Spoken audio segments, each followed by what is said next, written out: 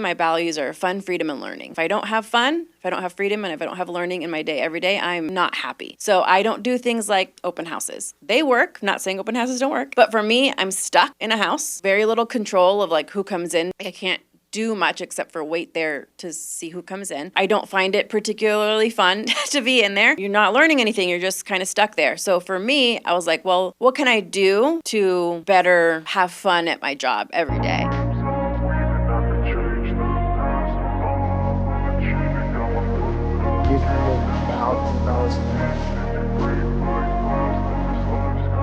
I want to be the best in the game. It's always good to have fellow people in the office. Thanks for having me. So how long have you been in real estate? I got my license July 2016. Okay. So it's year 9 of being in business. Yeah. And you've been with KW? KW the whole time, Dallas Preston Road the whole time, and pretty much on my team almost the whole time. I joined my team in October of that same year. Okay, and what team are you part of? I'm with City Up Group, which we were formerly the Ben Kinney Team Dallas. We just rebranded. Yeah. But yeah, City Up Group in Dallas, and partner with, there's like 20 of us on the team, so it's quite a big team in the office. And so there's 20 people on the team? I think so. I think that's what we're at right now. That's one of the bigger teams in the office. Yeah. So I did the last episode, which I had been on, Ben Baker. Yeah. Yeah, he talked about a lot the benefits of joining a team versus being solo. Mm-hmm. And so what have you found your experience to be being part of a team? I mean, what's funny is with me getting into real estate, I didn't know what I was doing. I just knew I didn't want a boss anymore, like a traditional boss. And so I jumped into real estate, joined a team because I wanted the mentorship. I'm a self-starter. I can get myself out of bed. I can get myself to the office. I can just do what you tell me to do. Mm-hmm. And so I found it much easier to partner with someone and watch them do the job. I'm like a very visual learner rather than try to figure it out on my own. So that's always been where I wanted to be. I'm also pretty stubborn, and I don't want to do the things I don't want to do. And so for me, I'm not great at the little things like the paperwork, the social media, little posts, compliance documents, all that sort of stuff. I don't want to do it. So just being on a team is great for that leverage. Sure. And it really allows me to focus on the things that I love doing. And so I don't have to worry about everything else. That makes sense. Yeah.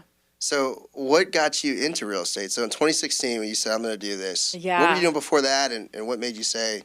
So I used to work in the beverage industry, like just trying, big girl job kind of thing. I graduated college in 2009. Not a great time to graduate school. Where'd you graduate from? TWU, Texas Women's University. And at the time I worked at the Apple Store in Willow Bend Mall, which doesn't exist anymore. But I had a full-time job, benefits, decent pay. So I just stayed working there for a while. I moved to California for a couple of years. When I moved back, got a big girl job and had like a desk job for exactly a year, hated it. I got another job where I traveled a lot for work, like 75% of the month. I was driving around Texas, Oklahoma, Louisiana, Arkansas, like just by myself that whole time.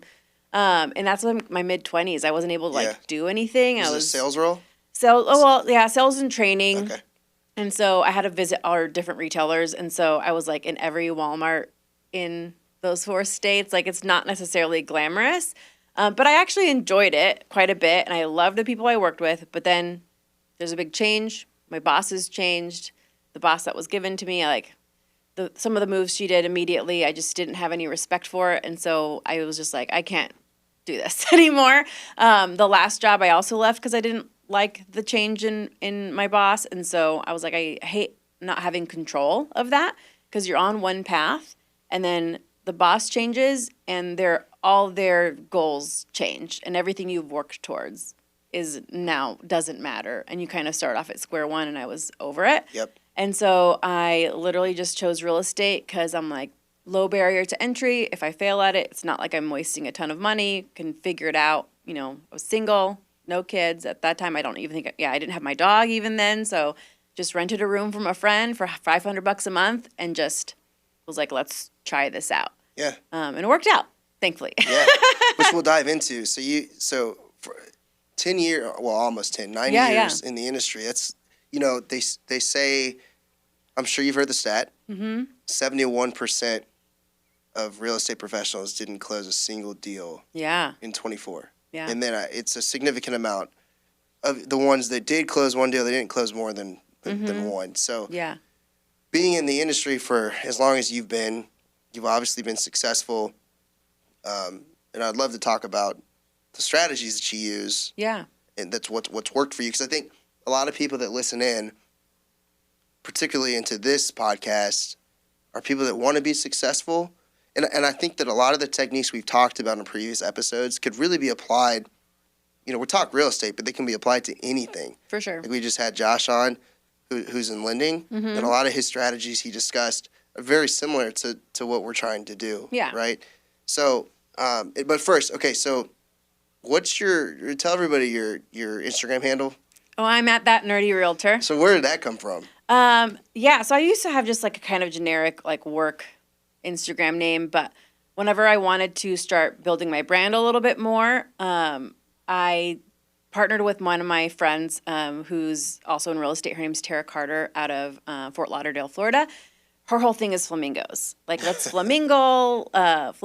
Like, she has a whole story behind it, and she has like a very distinct brand. Like, now she has a Tesla. It's wrapped in hot pink. Like, you can see her driving around town, and she does amazing with real estate.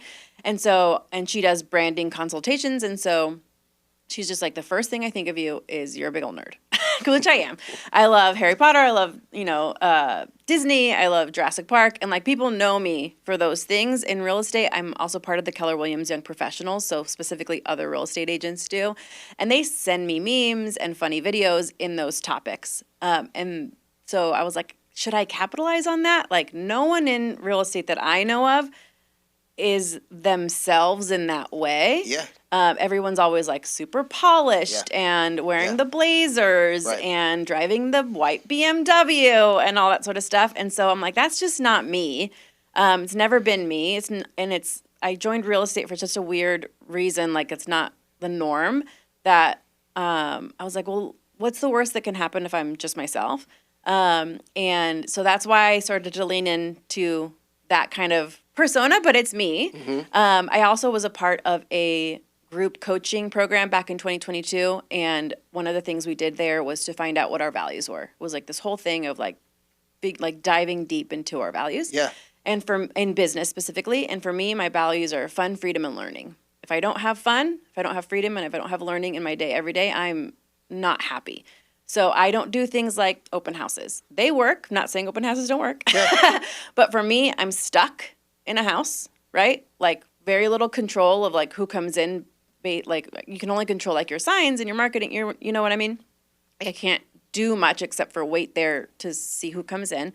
I don't find it particularly fun to be in there. I would agree. And you're not learning anything. You're just kind of stuck there. So for me, I was like, well, what can I do to better have fun at my job every day?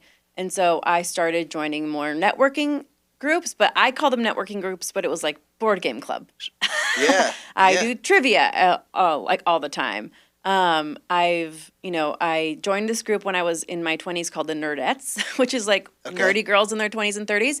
They're still my friends 10, 12 years later, and also referral partners. One of those friends, my friend Sam, her husband's my assistant now. Really? So like, I just dove more into that. That was me anyway. And that really like trajectory of embracing that nerdy realtor has got me on stage at Family Reunion back in Anaheim for networking because of how I do it a little differently, into where like it just fits my personality. It makes me happier, makes me do it more, makes me do it better. And then people reciprocate to that. So, so you said it was freedom. Fun, freedom, and learning. Fun, freedom, and learning. So this is interesting. Okay. Yeah. So what you considered fun was things you enjoyed. Yeah. So your mentality was, I don't want to do the things and some of the advertising strategies that I don't enjoy. Yeah. So you're not going to catch me calling canceled expireds, for example. They work, 100% work. That's a great strategy to grow your business. I am a true millennial. I don't like talking on the phone if I don't have to. Yeah. So just pounding the phones is just not something that I was ever good at because I hated sitting there. And so I'd rather instead go to a birthday party, you know? That is such an interesting mindset because, well, I would say a lot of people burn out in the industry. This is why so many real estate professionals, they just don't last. Mm-hmm. Because they're told they need to do things that they just hate doing. Yeah. And when people hate doing something, you're not going to be consistent with it. Right. And, we talk about this a lot at the office, but any strategy is good as long as it's consistent. Exactly. Yeah. Right? And lead generation, it's a menu, right? You don't eat everything on the menu when you go to a restaurant. Like you pick one thing. Right. And sometimes you pick the same thing every time because you like it and that's brings you joy. So you might do a couple of different things on the menu, but you don't do all of them. Okay, so let's dive into what was fun for you. Mm-hmm. So this is so interesting. So how did you identify what was fun for yourself, and then how did you maximize it? Because it's obviously worked for you. Yeah. Right? Back in 2018, the Keller Williams Young Professionals started a chapter in Dallas called the Dallas Metro, which still exists. Okay. And I was invited to be a part of that initial founders group. And I had put feelers out there with the office and different people because I was like, okay, I think I had been in the business for 2-3 years at that point. I'm like, I think I know how to do the job. Now I need to figure out how to do it well. And like, I'd like to learn from other people. And I actually always use Ben Baker as an example. And Yeah. I know you've had him on the show. Yeah. I love Ben. Ben's awesome. I will never emulate the first 5 years of his career. Very different. That time doesn't exist anymore, Yeah. right? And our office has been around for 30 years. Some people have been there. Well, and talk 30 about what years. you mean by that. Like, what specifically? Oh, yeah. So if I'm saying, like, oh, how'd you get started in real estate?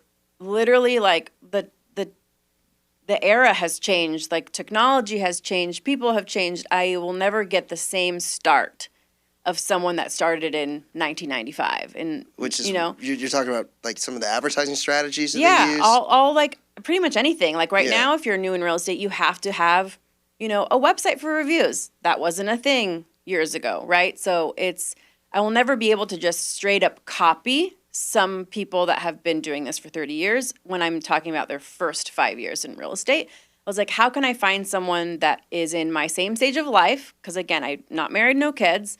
And same stage of business that I can learn from. And so I just started putting feelers out there, started talking to other people at the office. And then this group came along and I was like, sign me up. It's young professionals. Like, these are my people that I literally want to learn from. And I started off as I just wanted to be involved. I just wanted to get to know these people. So I became the social chair. I had never done any kind of like party planning or anything before, but I'm an extrovert. So I was like, that sounds like fun.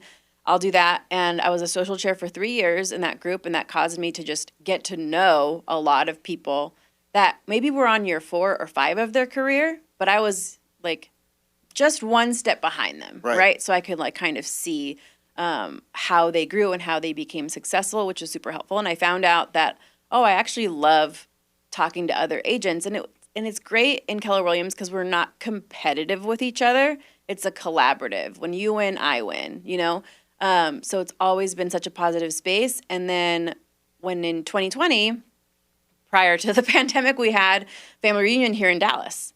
And the Dallas Metro chapter hosted the KWYP event that year. So I got to know a lot more agents. That was the first time I'd really ever gotten to an event to meet other agents. And it was easy because we were all already had something in common with being part of KWYP. And from that day, I learned, there's another agent that was out of Miami and he was a big foodie. Okay. So he's like, I'm going to put together a dinner at CBD down in downtown. I don't know if you've ever been there, No. but they have, it's at the Jewel Hotel and they serve a pig head. Oh, wow. You know what? You have to order it in I think advance. I've seen that. And since he was a big foodie, he's like, I want to go to that restaurant and order a pig head. Obviously, I can't eat it by myself. Does anyone else want to come with me? Yeah. And there's like a dozen of us, people who'd never met before, that were like adventurous foodie people. And we're like, that sounds really fun. Let's go. And that was the first time I'd ever been to like a networking event that wasn't a networking, like, business handshake event. It was just like, hey, what's up? Who are you? Where are you from? And it was so fun to be in that setting, all having an experience together.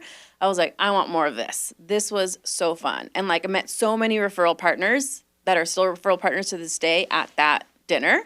And so whenever Mega Camp came around, I'm like, okay, I want to go to, I think actually Mega Camp was canceled that year, but the next time we had a big event was, I want to say February 2022 in Orlando, family reunion. That was, after the pandemic. And then for 2 years, pretty much, I went to every single Keller Williams event or big event, conference, launch party, anything I could go to that I could afford, that worked in my schedule, to meet as many agents as I could, because it was so fun, and it led me to business. 2023, 75% of my business was agent to agent referral. Really? That was actually too much. I decided, I'm like, I can't neglect my past clients and sphere. Yeah. So this last year it was 50-50, but I'm 100% referral based now.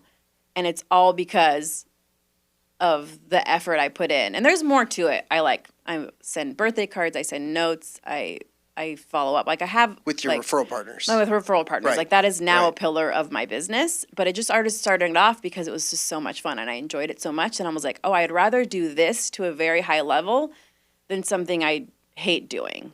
So with Dallas being, I guess, a popular city, Mm-hmm. so where are some of your referral partners located? Oh my gosh, all over the place. All over the country. Yeah, all over the country. And like it's- today, like after this, I'm showing clients that are moving here from Virginia. And that was an agent that found me on a KW referral Facebook group. Someone had tagged me in the group, and they did their due diligence on a couple agents, interviewed a couple, and chose me to help their clients move here. Random, but the rest are either from my team's network, because we're an expansion team, or from Keller Williams Young Professionals. Wow. Yeah. I don't think a lot of people understand how much business can come from referral partners. Mm-hmm. And so, because I think people would hear that story and say, well, why are you just spending your networking events with other agents? There's other agents that you can, not here in town necessarily. There's other reasons to do that, right? Right. But specifically other places. For example, last year, family reunion was in Las Vegas. Yeah. I actually don't really like This Vegas. last one. Yeah. I'm really sensitive to cigarette smoke, and so I'm being in a casino quarter, it doesn't sound fun for me. Yeah. But there was another KW event the next month in San Francisco. They were launching their KWYP chapter. And what's our number one referral state in Texas? California. It's California. So I have always made an effort to go to events in California, and they always pay off.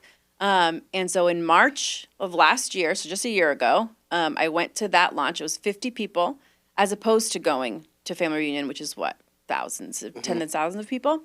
And the very next month, one of the speakers from that event was like, hey, I met you there. I have someone moving to Dallas. I'm like, awesome. Let's talk to them. They're like, their budget's $1 million. I'm like, not mad about that. We closed in December for $2.75 million. So that return on investment, that was the right choice for me to go there.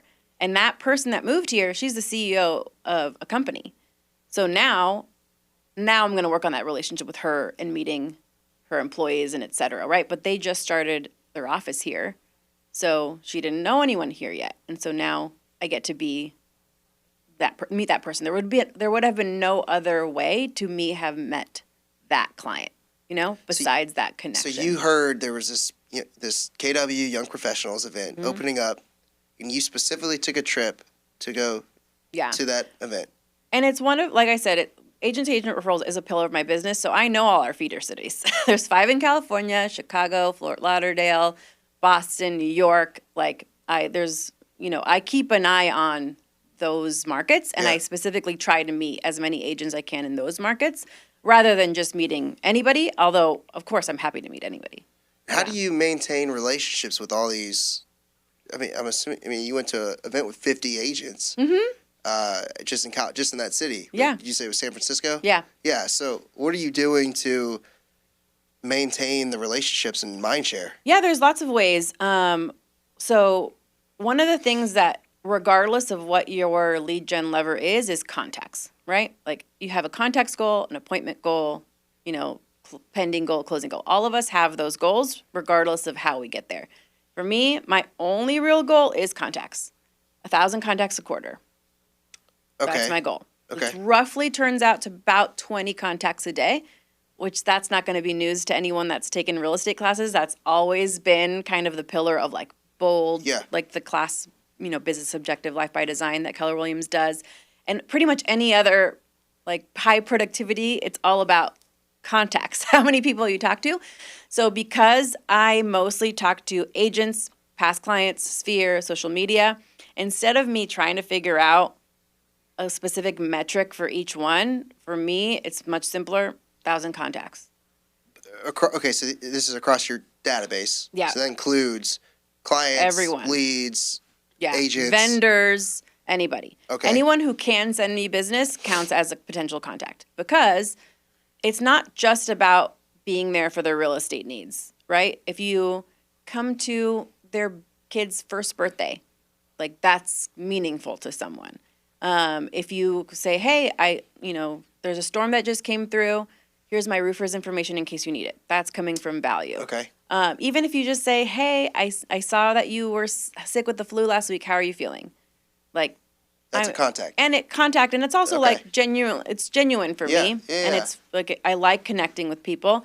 And so, but I do need a metric, because sometimes you get so bogged down in the business, in like the contracts and the showings and the doing this, that you forget to contact. You got to gamify it a little bit. Exactly. Yeah. So, and I'm very digital in most ways, but very analog for some reason in this way. I use my iPad, but I have a list that is numbered 1 to 1,000. It's a PDF, a blank PDF, and I have a note-taking app, and I just write down everyone's name I talk to. I'm allowed to count you once a week. So if I talked to you last week, I can count you again this week. So it's not like, I might be talking to the same person all the time, but it doesn't count if I talk to you Monday and Tuesday for 2 contacts. But there's no, so it's not necessarily real estate related. It's just a contact. Not necessarily. It's just a contact. Because again, for me, because I'm referral based, it's a passive form of lead generation. It's not active, right? It's not like being at an open house and people walk in that have their hands raised, or going to calling canceled expireds, and those people, again, have raised their hands that they want to sell real estate. The numbers are a little bit different. This is just when the opportunity comes for you to refer me someone, I want you to think of me. So I need mind share. Okay. In general. So when you're saying you don't consider a social post a No. So you're talking about genuine. 1-to-1. It has to be 1-to-1, and it has to be text, voice to voice, in person, or DM. So it doesn't count if it's like a comment on a post, but if someone comments on a story and it's a 1-to-1, I count that as a contact. But it has to go both ways. Okay, so 1,000 a quarter. So you have. Is 1,000 how many people you have? So that makes it where you're contacting. No, it's just 1,000 people in general. Like, I try to keep it simple. So you might know more than 1,000. Oh, 100%, yeah. Okay, so how big is your database at this point? Oh, I don't even know.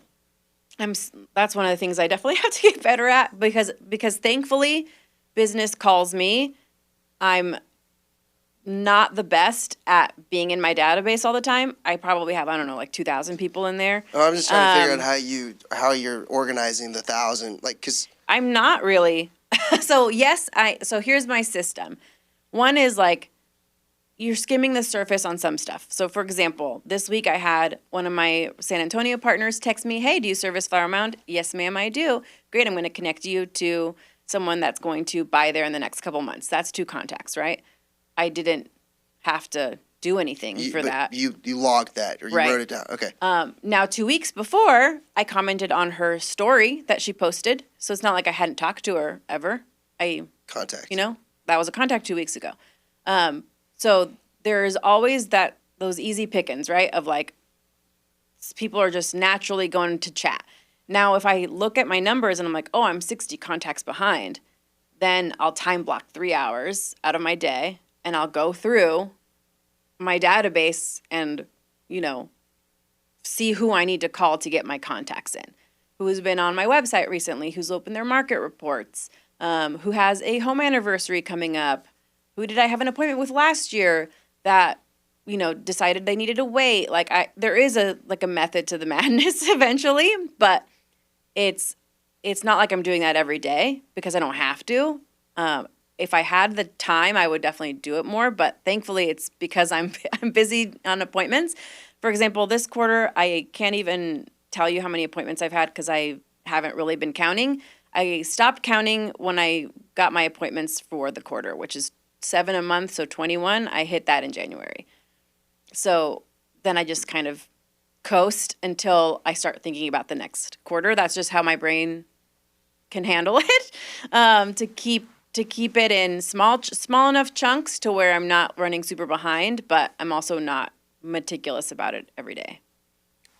It's so well because I'm just thinking It seems very disorganized, but I promise it's just one metric that I have to keep track of, and if I hit that one metric, it's the one thing. If I do that, everything else is easy or necessary. Falls in place. Mm-hmm. Yeah, I'm just trying to think. How would you? Like you have me thinking about. I need to do something like this. Way my brain works is. How do I know I'm hitting the full thousand? I literally write their names down. Because I feel like some of mine would be the same people. Yeah, but I'm only allowed to count them once a week. So I have a line that I write, this is the new week, and now I can count everybody again. Yeah, so if it's over a quarter, there's 12 weeks. So that one person could be 12 out of your 1,000, but you've hit them every week. Yep. A lot of my referral partners are like that. I talk to them all the time. Yeah. But they send me referrals, so it works. Yeah, and they're friends. And I say referral partners, they're my best friends now. Yeah. Right? It's turned into a way different situation. Because sometimes it's not directly referrals from them. I have one of my great friends is in South Dakota.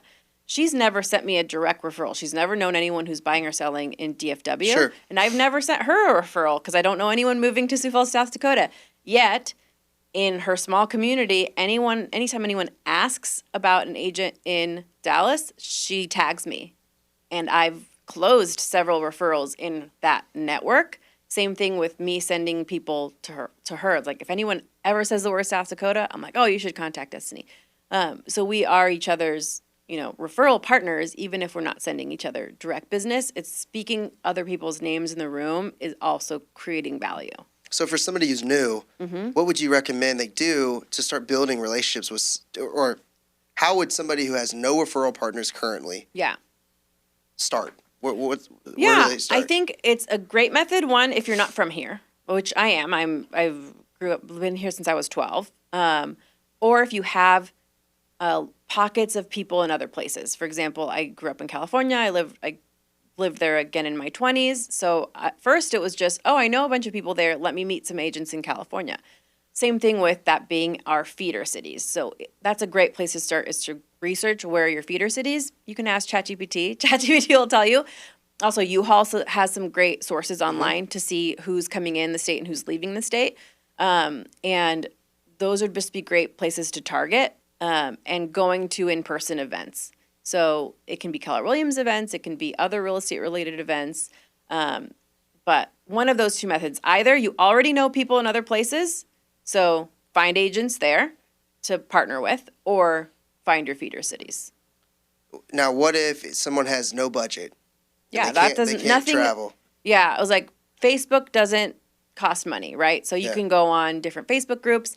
I will say joining KW communities is great. Obviously, I'm a big advocate for Keller Williams Young Professionals. I was the social chair, then became the president, and now I'm on the board of advisors for the national chapter.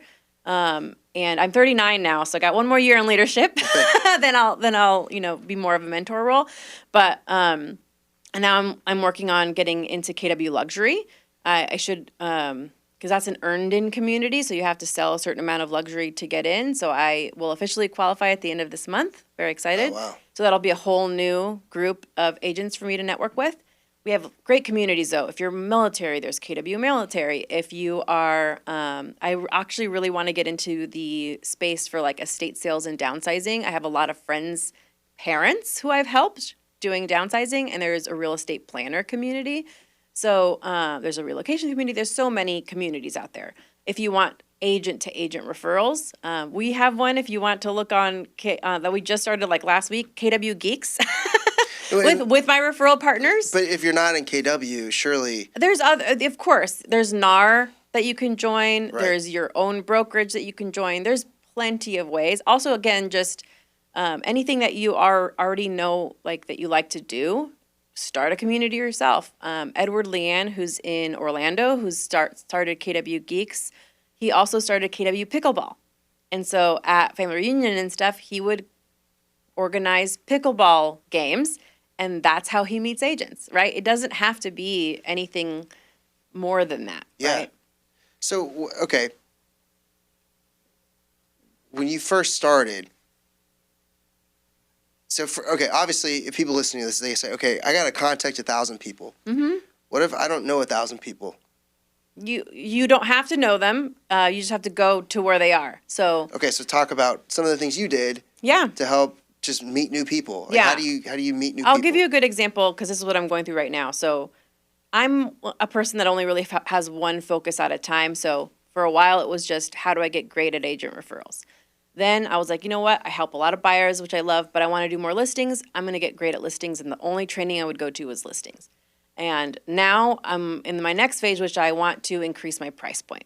And that's been going on for 1 or 2 years of me working on increasing my price point. You went from 75% in 23 to 50-50. Yeah. So you obviously made a change. Mm-hmm. Yeah. You got more listings. I got more listings, and I also got more business in general locally, right, from my friends, family, plus clients. Right, that part. Yep. And so I was like, great, I'm doing good there, but now, and so last year I actually, so I'll back up a little bit. I used to have a showing agent, which I started off as a showing agent. I used to have one of my own. He's graduated. He's his own full-fledged agent now, and I haven't found the right showing agent partner. So right now it's just me doing all my showings, which is fine because it's also a different market. Back in 2021, couldn't do it. I had to have help. And now it's because I'm also more listing heavy, it's been okay. But I made 54% more money last year than the year before selling the same amount of units because I focused on my price point. Okay. And so I'm like, oh, I like this. Working the same and making more money, this is good. So how do I do more of it? So what I did was I was like, I picked a random number, first of all, of like, let's just say I want my average price point to be $800,000. The average sales price in DFW is about $500,000. And my price point when I started this was about $350 to $400. Now it's at like $480, so it's going up. And I just chose $800 as a random number. I was like, that's going to be my goal. So I talked to my lender partners and I said, hey, whenever you are closing on a house that's $800,000 or more, what are the buyers making? What does their income look like? And they said they make around $200,000 to $300,000 a year, and they put down X amount. I'm like, okay. So then I have to find what jobs in DFW make $200,000 to $300,000 a year. Did that research on LinkedIn and different websites, and there's thankfully a lot of job diversity in DFW, so it's pretty easy to find several jobs that fit this criteria. I'm like, okay, where do these people go? And so I started just reaching out to my sphere that was in these industries. So one of them is private banking, for example. We have lots of banks here in DFW. I have a friend that works for Chase Bank, has worked there for a long time. So I reached out to him. I'm like, hey, can we have lunch? I want to see if I can pick your brain. Went to lunch. He's like, oh, absolutely. I know how can I help you. He's like, you need to join X, Y, and Z groups. So he did like Leadership Dallas, and the one I ended up joining was called the Business Council of the Arts, BCA. They have a program called the Leadership Arts Institute, LAI, and it's every year you go through this program to where you learn how to sit on a board of directors for an arts organization. Okay, it's very niche, right? Yeah. But it's business people that want to give back to their community, specifically in the arts organization, which is right up my alley, right? So which is why I chose, this is the one I'm going to try and do instead of just doing Leadership Dallas and whatever. And these all cost money. They're not free to do, and they cost time and effort. But I was in a room every month with former bankers, business owners, educators, people that are movers and shakers in this industry, in our area, that I now have a connection with and can continue to network with. At that same time, when I was in this mentality of I want to meet more people, specifically professionals, I also got the opportunity to be a part of what's called EWLN, the Emerging Women's Leaders Network from D Magazine and DCEO. So D Magazine is huge in Dallas, right? And I had done their young professionals community back in 2018, 2019. COVID kind of killed it. And so, but I had met a bunch of people at D Magazine at the time, including the president, Julie Allison. And I loved her. We got along great when I was a part of that program. And so when I saw that she had created this networking group for specifically emerging women leaders, an emerging leader is someone who is not entry level, but is not the CFO yet, but wants to be, right? So it's someone that's on their path, on their growth up. It's not age restricted. And so I'm like, sign me up for that. I want to do anything that Julie has a part of. And that group has just been amazing. We are now creating an alumni association because we were the first class. Now they're doing their second, what's called cohort. They're doing their second cohort. And now I have even more people that I can network with. And now I'm part of the social committee for that new group.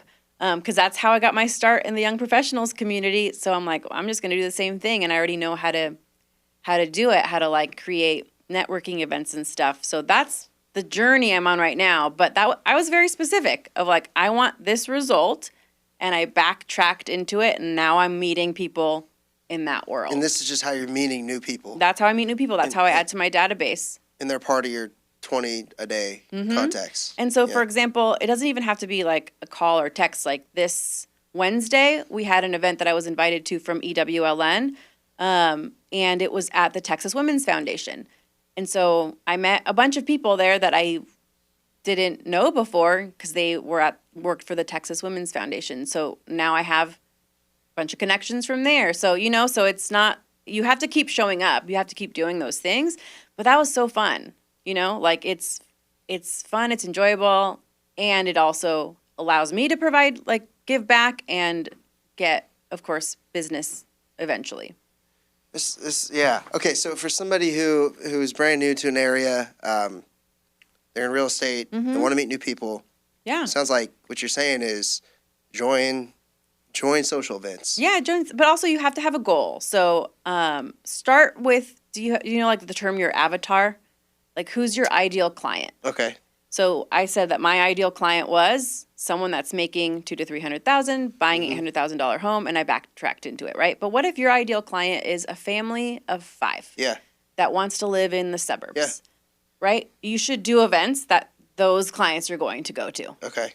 Right? I know like a lot of my mom friends, they're like in the PTA or booster clubs and stuff, because they're already doing those things, but by being an official member of those organizations, you're just going to be more known and you're going to have more contact with people in general.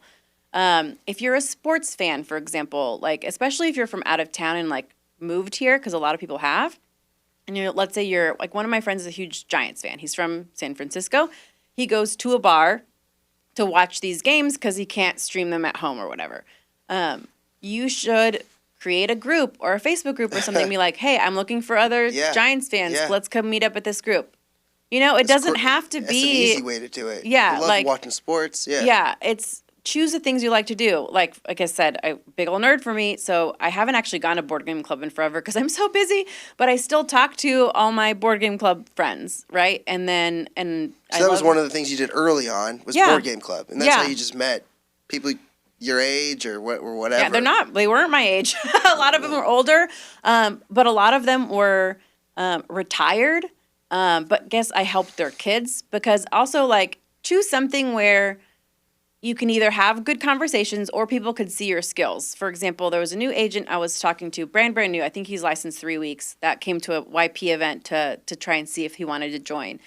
And he's like, yeah, I've been trying to go to pickleball and meet people. I'm like, awesome. Like, here's what you have to do. Always be on time.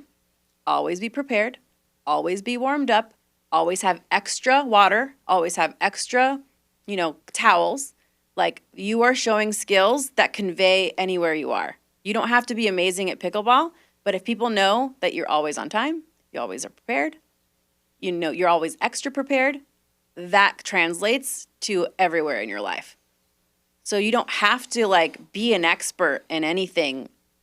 Just show up, showing off the skills that everyone's looking for. Yeah. And that's free, Being on time is free. Being prepared doesn't cost money. Like marketing money. I can't. This has been so insightful. We're already out of time. Oh, I mean, we got. Yeah. We're in that, but okay.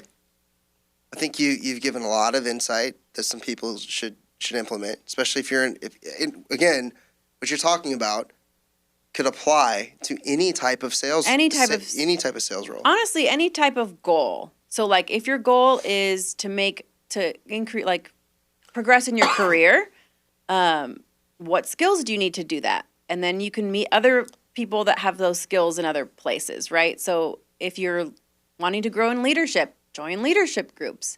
If you're wanting to be a better negotiator, join negotiating groups. Like, it doesn't have to be in your industry at all, because it's normally skills-based, not knowledge-based, that gets you to the next phase. No, this has been great.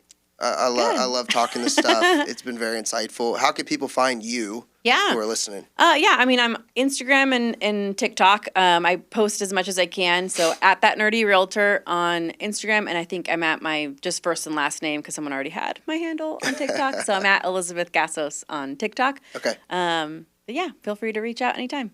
Well, really appreciate the time. It was No great problem. having you on. Yeah. Thanks.